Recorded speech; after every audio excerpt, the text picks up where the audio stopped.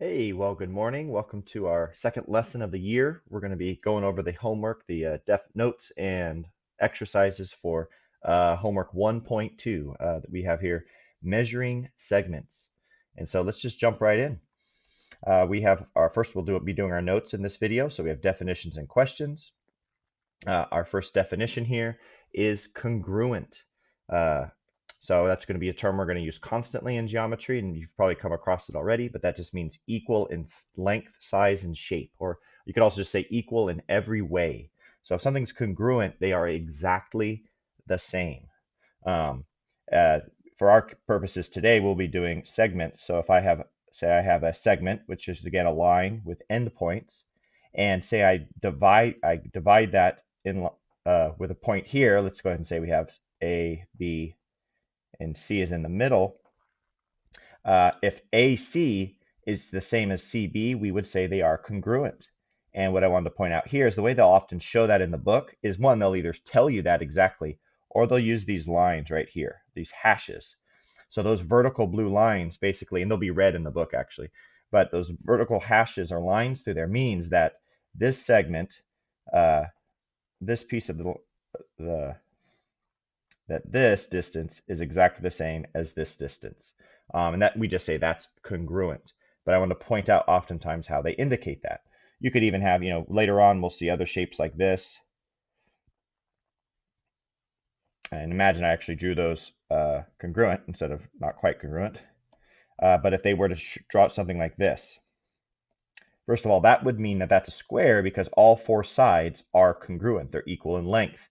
If then on this other shape, well, let's just say actually since I drew it crooked, say they did that. Well, that would mean the four sides of the first shape are all congruent, but on this side, only these two sides are congruent.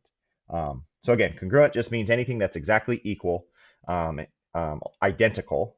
And then one way they'll indicate that throughout the text is with these different hash marks. Okay, so we'll move on. Pretty basic setup there. Then we'll be talking about midpoints. Midpoints. As it sounds, it's a point that's in the middle. So it's a point that divides a segment into equal halves. Okay, so if you have a midpoint, you know that it has cut something into two equal pieces. Again, just like I drew a moment ago, if you have a segment, and this time just for fun, we'll call this X and Z. Okay, if I put this right here and call that Y, if this is exactly in the middle, and I've cut it into two equal halves, then you could say that y is the midpoint. Whoops, that's getting a little sloppy. Let's back up. The midpoint of segment XZ. And remember, we note that with a little line on top. So again, the red lines indicate the congruency. And then if it's a midpoint, and that would mean that y would have to be the midpoint. So in other words, you can know those two things. If you know the two halves are equal, so like if we go back to, if we looked at the picture another way and they drew it this way and they asked, is y the midpoint of xz? You could say yes, because it's created the two equal halves. So midpoints are always there, creating the two equal halves. Bisector, or to bisect, is actually related to midpoint in that when you bisect, kind of think of the word, it kind of sounds like you're cutting something, like dissect. But bi there means you're cutting this into two equal halves. So in other words, it's instead of just having a midpoint, I could almost just go back up to the exact same drawing up here, is that you could just, knowing that y is a midpoint, we could also say that y bisects xz. And so we could go ahead and we'll add on to our example here that way. Maybe we'll change our letters again just for fun. So D, E, and F. In that if, and maybe this way, we'll write it this way. Sometimes they won't put the numbers, the hashes, but they'll put numbers. They'll indicate that DE is 3 and EF is a distance of 3. Well, I can see that those are congruent segments. So that I could say then that E bisects segment DF. Okay, so bisecting just means you've basically created a midpoint and that you've cut something into two equal halves. And we'll bisect angles, we'll bisect shapes and sides and midpoints and all this other stuff. But for our point, just remember, key piece of vocab is bisecting, and that it's very similar to midpoint. Okay, we're cutting these lines or these segments into equal halves. Okay, segment addition postulate. This is just kind of a term that you'll come across in the book, and it's something I don't want you to be confused about because it's not that complicated. And so just kind of put it in your vocabulary, because all it's saying is it says that if B is between A and C, then AB plus BC equals AC. Let's go ahead and sketch that out. In other words, if B, so let's create a point, B is between A and C. So that means somewhere on this side is A, somewhere on this side is C, and then they're all along a segment. So in other words, B is between A and C, then what you're saying is that this piece here, AB plus BC, must equal, the entire line AC. So it's kind of common sense, but it's good to point out when we get into proofs and we have to provide reasons for things we do. We're going to get to this later in chapter 2. We'll need to explain, but again, it's just the common sense idea that if you add up the two pieces of a segment, you're going to get the total. And you're going to be doing that a lot in the exercises, where you can find the different lengths, knowing that these two segments must add up. Notice one thing to point out, that B, in this case, with the segment addition postulate, it's not necessarily saying that B is a midpoint. It could be anywhere along AC. AB plus BC, or it's not saying especially that that these two, AB and BC, are equal. They don't have to be equal. They could be, but that's not necessarily the case. It's just saying that if you add them together, you're going to get the total line AC. Okay. Now, if it goes on and says that B is also the midpoint, well, then you know that they're equal. But again, that's not what this says. This is just saying the two pieces add up to the whole. Okay, so we've got congruent, midpoint, two equal halves, bisecting, dividing into two equal halves, and then the segment addition postulate. So let's get into the questions. I think we have 3 questions here. Let me pull up those so I can read them. Okay, question number 1. How do you find the distance between two numbers? Okay, so real simple. When you want to find, you have two different numbers and you want to see how far apart they are. How do you do that? So let's do an example. So say I have 3 and 7, and we want to know, well, how far apart are 3 and 7? The simple there is you want to find the difference. The distance between them is just the difference. And so how do you find what operation? If you go through addition, subtraction, multiplication, division, which of those did you learn is called the difference? And that is subtraction. And I know this looks like a simple problem, but again, I'm starting with simple numbers so that when the numbers aren't as simple, you still know what to do. But so to find the distance between 7 and 3, we just need to subtract them. Okay, 7 minus 3 equals 4. And so 4 is the distance between 3 and 7. Okay, so then if that were to come along and you were to get, 285 and 79, you can go ahead and just calculate that by, what's the distance between those two things. You would just subtract them. 285 minus 79 is 206. So the distance is 206. Or maybe slightly more. For some people, tricky is you might have something where, okay, what about the distance between, so if we get, this is 285 and 79, negative numbers. So say you have -3 and 10, and you have to find the distance between those two numbers. Again, you might be, depending on how you view the number line in your head, you might go, okay, well, that's 3 away from 0, and that's 10 away from 0, so they're a total of 13 away from 0. That's fine. However you can picture it, that's correct. But I'm kind of giving you this simple method, just to lock away. To find the distance, you would just subtract those. -3 minus 10. Okay, and that's going to give you -13 And so you could say, well, is distance ever negative? Well, in this case, not really. And so we do something called take the absolute value, but you can think of that as just don't ever worry about the negative. So the distance between those two numbers is 13. Okay, so these are just examples. I'm giving you 3 different ones. But the bottom line is to answer the question, how do you find the distance between the two numbers? You subtract them. Subtract them. And also you would take the absolute value. So in other words, your distance will never be negative. Okay, I'm going to go ahead and box that because that's actually my answer to the question. The other stuff was me just kind of working through it. Okay, so whenever you're finding distance between two numbers, just subtract. Number 2, another important skill, big time important skill, going to use it all year long, and that is how do you calculate a midpoint? So let's see, my one's above a good example.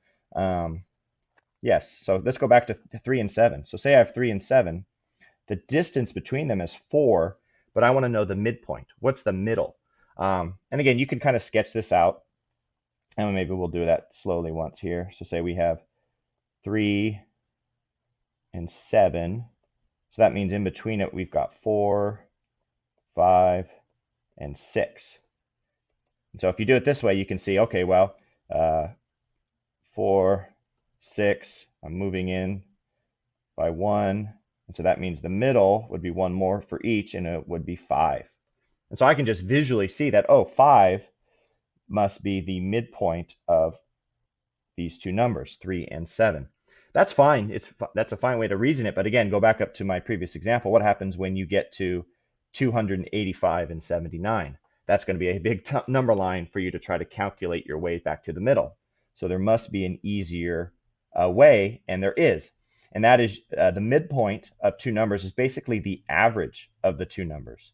And if you've ever taken the average, you know that you simply add the two numbers together and then divide by 2. Okay, so that would give us 10. 3 plus 7 is 10 over 2, and that is equal to 5, which we already saw just a minute ago. So there is our midpoint. Okay, the average. Add the two numbers and subtract. Now I'm going to erase this because I'm not going to have room for the next one. But let's go ahead and do the other one. I don't know if I think it'll be a nice number. 285 and 79. Let's see what the midpoint of those two numbers are. 285 plus 79 divided by 2. Okay, so 285 plus 79, that's 364 over 2. And so that means the midpoint is, I think that's 182, is 182. So you just define the midpoint, you're just adding the two numbers together and dividing by 2. You're taking the average, okay? So I'll go ahead and write that out. We want to give our final answer. So you're going to take, we could write it this way. The first number, we just write it as x sub 1. I'm going to add it to the other number, x sub 2. Those aren't exponents, they're down at the bottom. And we're going to divide by 2. That is our midpoint formula. So if I want to find the middle, you'll be doing that a lot. Just add the two numbers together and divide by 2. Okay. I'm going to jump down here because I ran out of room. Question number 3, and we'll come back to the exercises. Last question. We're almost done with the notes. Third question was, line AC has midpoint B. So let's go ahead and sketch that out. Line AC has midpoint B. All right, and it tells us that AB equals, so we actually got some values here. But again, we know that that means it's like this. They are congruent. But that AB is 3x plus 2. And that BC is 5x minus 6. All right, we're getting our first algebra of the year. Hallelujah. Okay, and so now they want us to find AB. So what we're looking for, the final answer of this question is we're trying to calculate AB. Okay, so what would we do on a problem like this? Well, again, the key is we know they're equal. And this will be a good thing to remember because we'll do it all year long. Whenever you're given these expressions where we've got the x's or y's or z's or some variable, the key is if you're trying to solve it, you have to write an equation. You have to be able to write something where something equals something else. Because once we have an equation, then algebra can kick in and we can solve for that missing x or that missing variable. So whenever you're dealing, whatever concept we're doing in geometry, you're going to apply the concept we're learning to set up an equation like this. Something is going to equal something else. Well, we've talked a lot about midpoint. We said, well, midpoint means you have two equal halves. So that means that these two segments, A and B, and BC must be equal to each other. So my equation that makes sense here is 3x plus 2 equals 5x minus 6. Okay, once you have your equation, because I've got these two equal halves, now I can solve for x. And this is where you just bust out your awesome algebra skills, or you practice your algebra skills. So let's walk through that. Solving for x, the key is to get the x's on both sides. Get the x on one side and the variables on the other side, or think of it as you're trying to get x alone. So I need to get these combined, and so I'm going to do the opposite operation. I'm going to subtract 3x, because what that will do is that will eliminate x on this side. But in algebra actually means balance and transfer. So in other words, if I subtract 3x on this side, I have to do that on this side as well. Hopefully this is review for you, but if not, we're practicing. Okay, so I get now that cancels out. I get 2 equals 5x minus 3x is 2x minus 6. Okay, so now I want to keep getting that x by itself. So I'm going to now, how do I move this 6 here? Well, I would cancel a negative 6 by doing the opposite, which is adding 6. So now I'm going to add 6 to both sides. All right, and again, here's the key. That cancels out. Negative 6 plus 6 is 0. Okay, and so we get 8 over here. 2 plus 6 is 8 equals 2x. Alrighty, and now 2x, 2 times something equals 8. Again, the algebra would say, let's just go ahead and do the opposite. The opposite of multiplying by 2 is dividing by 2. And again, I know to do that because this 2 divided by 2 is going to cancel out. And that the goal is always to keep eliminating everything other than x. So if I'm going to divide by 2 on one side, I divide by 2 on the other side. Okay, because you're always, whatever you do to one side, you do to the other side. So there we go. We get just plain old x over here equal to 8 divided by 2, which is 4. So now we've done it. We found what x is. X is equal to 4. You don't necessarily have to show every single step like I just did if you're really solid at this. Show some work. Definitely show the equation and what you get for x. But again, I'm moving slowly because we're just getting started. Now, you could say 4 if you look in the back of the book and be like, oh, the answer is 4. No. Another key thing to remember is we found that x is 4, but the answer we're looking for is AB. So I need to find this distance A to B. So how do I find that? Well, AB is 3x plus 2. So that means I need to plug in, I need to take my 4 and I need to plug it into my x right here. So I can actually see what it is. So we do 3 times 4 plus 2, okay, is going to give me AB, is equal to AB. So 12 plus 2, 14. There it is. So AB is equal to 14. That is my final answer. Okay, and so there it is showing our work. Just a quick review. So again, we basically use the angle addition postulate here, by the way, going back to our vocab, where because we knew both sides, we could write an equation. Whenever you're solving for a variable, you want to write an equation. And then we plugged in our values. We used our algebra, always doing the opposite operation on both sides until we got x by itself. They didn't ask us to solve for x. If they had, we could have been done right here with number 4. But instead, we had to plug it in. and we found distance AB because that's the question I asked on this problem. Notice if we wanted to find AC, we could also find that because B is the midpoint. So that means if AB is just 14, the whole length of the entire line would be twice that, it'd be 28.